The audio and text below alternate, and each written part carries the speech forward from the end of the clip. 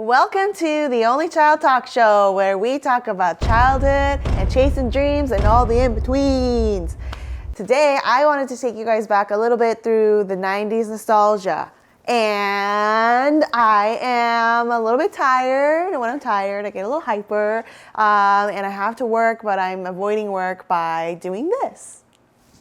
Oh shoot, sorry Huxley. I thought I would go through some favorite fun 90s things that I hope that you guys will be like, oh yeah, that's so nostalgic. We'll talk about some of that today. And then I have a fun game that I'm gonna be playing with myself and you kind of, but it's gonna be this game called Our Moments. It's really for couples. I bought this for me and James to just be able to talk and connect a little bit more, but I thought it'd be fun to pull some of these questions out and see what comes from it. So that is what I have for you today, and we'll get started.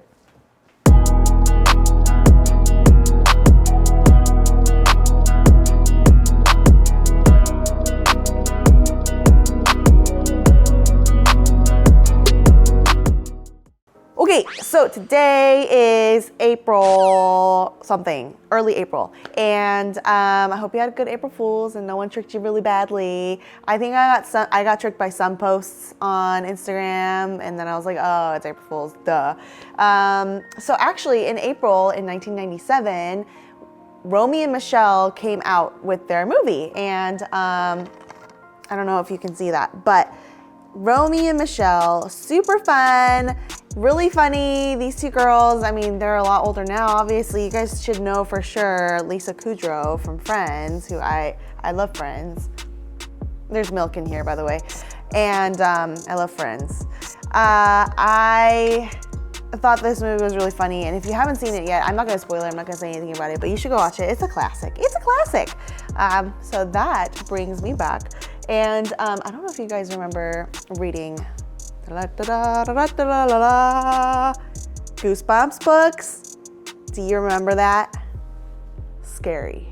My boyfriend James, I know that he read a lot of these. I did not read much of I think I tried reading like 2 or 3 of them growing up, but it was, not that it was too scary, I'm just not a big reader, which is a problem. But have you seen the movies that come out lately? They're for kids, but they're actually kind of fun to watch when you're bored. So that's that. Ooh, I loved this candy. Okay, let me describe it so maybe you can guess as a game. It is pink. It is long. No, it's not that, you dirty-minded person. And it lasts a long time. And if you eat too much of it, you can get really hyper and it can hurt your jaw. Oh my gosh, this is so bad. Anyway, it's Hubba Bubba.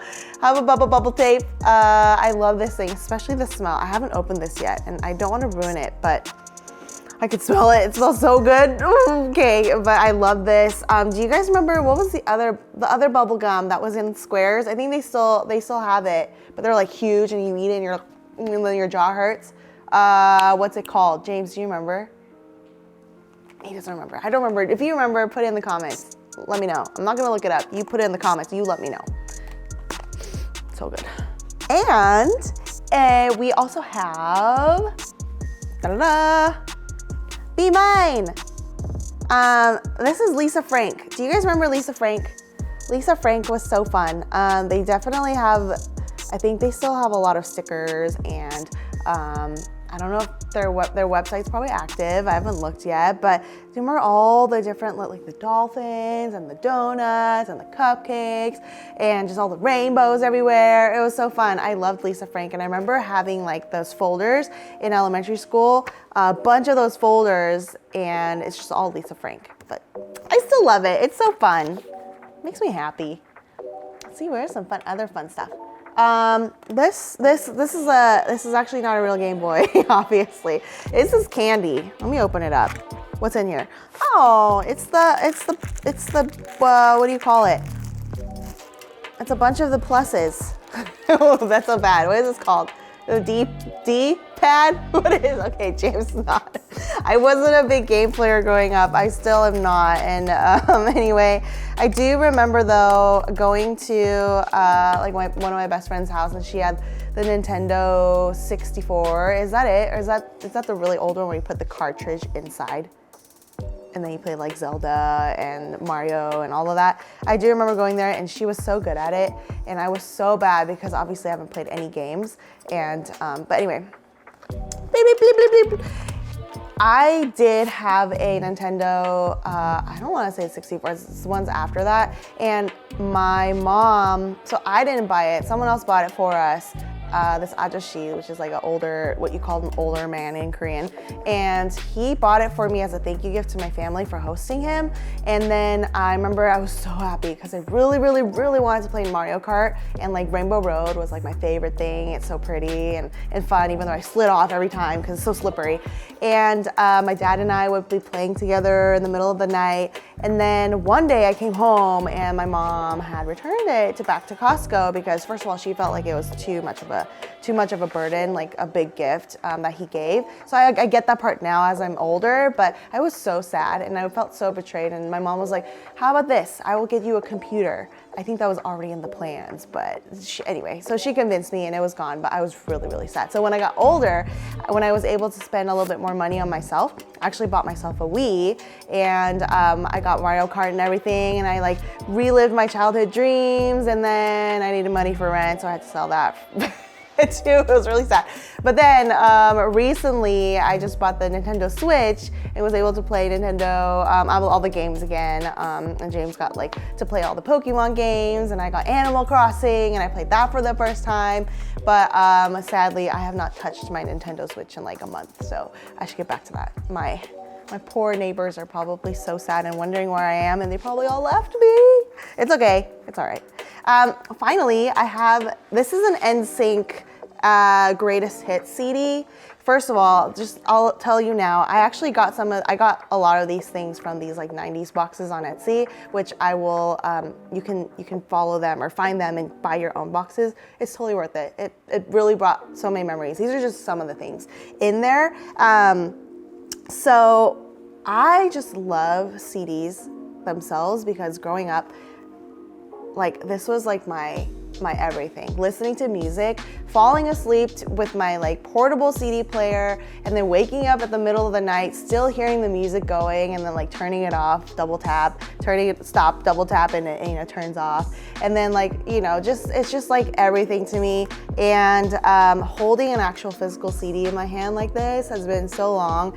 I remember when you would get the case and you would open it up and you would see the cover of the CD, and then you would open up the little booklet inside, and then you would, I like to smell things, so it smells so good.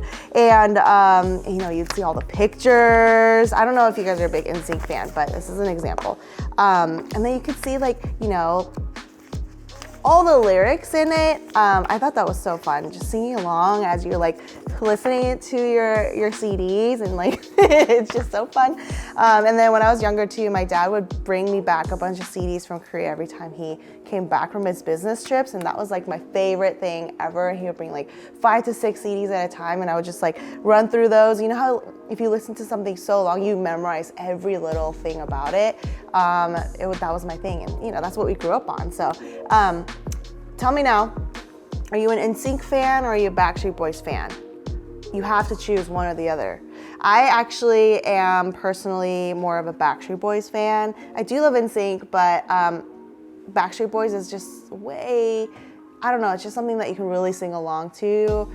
Maybe it's because they had more like ballady type things, and I really liked following all the, all the crazy like runs and stuff like that. That was my thing. And they are more like very, very poppy, so it's more fun to dance to. So I think both of them are legit and valid, but if you're neither one of those and you're more like a 98 Degrees or like totally just didn't listen to pop growing up, that's fine. I get you.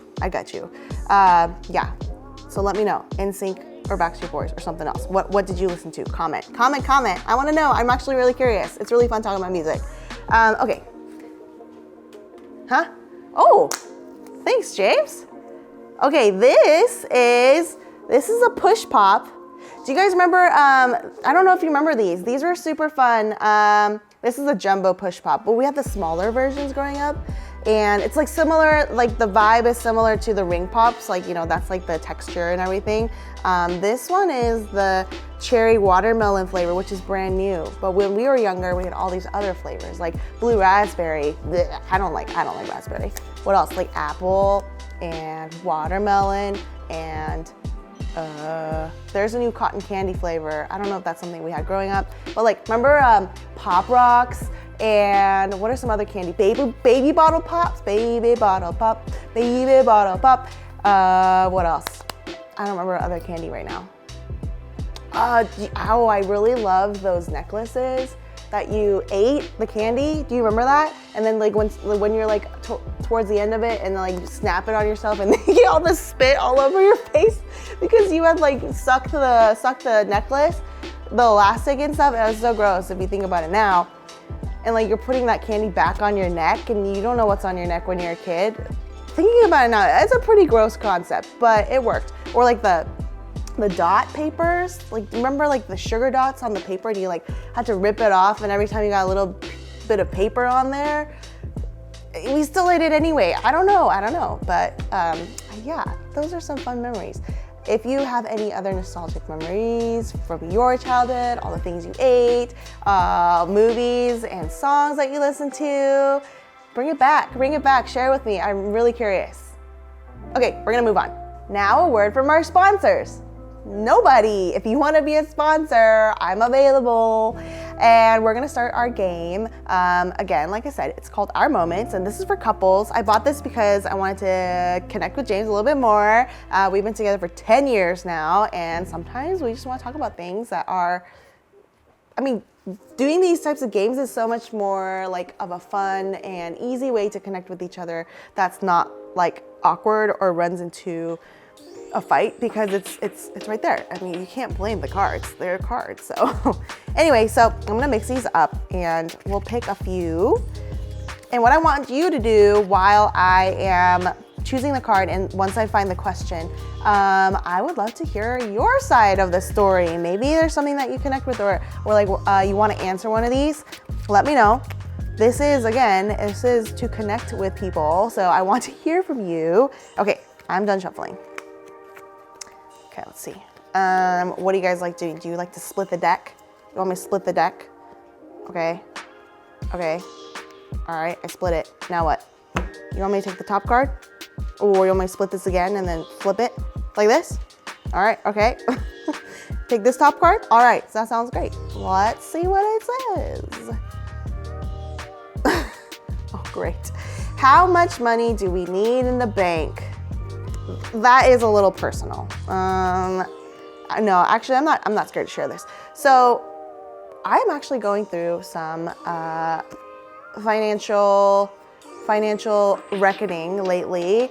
I think that I've always had 2 jobs on purpose. My like whole, as long as I can remember, like not 2 jobs, but like doing 2 things at the same time. Like I was a student and I still had a job. And in college, I was a full-time student and I had my own tutoring business and I was doing that and like constantly my schedule was packed.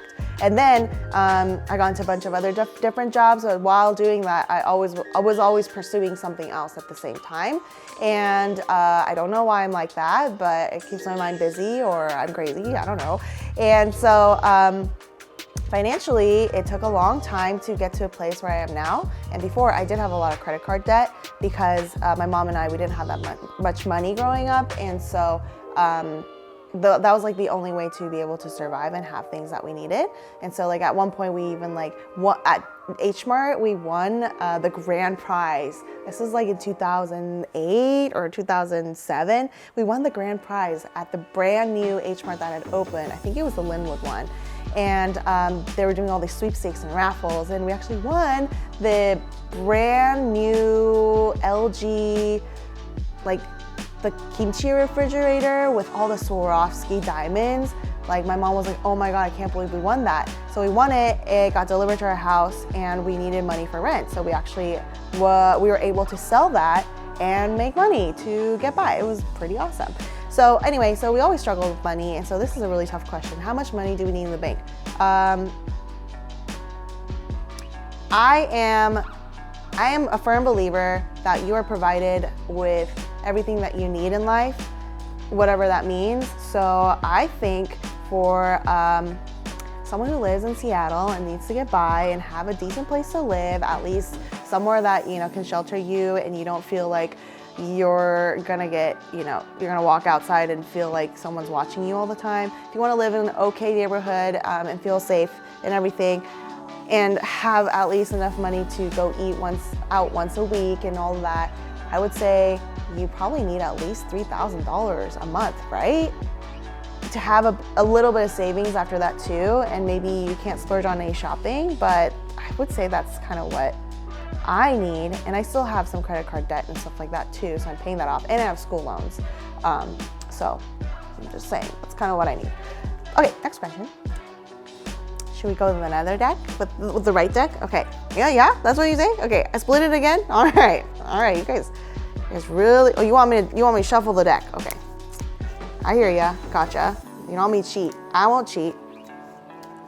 Is that good enough? Okay, split one more time. Oh my God, you guys. Okay, top card. Whoa, oh, this is very fitting to my show. What have you lost since childhood that you would like to regain? Oh man. Okay, I'm thinking, are you thinking? Again, the question is, what have you lost since childhood that you would like to regain? That's a good question. Oh, I just thought of it. Oh, did you guys ever grow up with a safety blanket? And it doesn't have to be literally a blanket, but for me, actually, it really was a blanket. I had this one blanket, and I might be able to find a picture of it.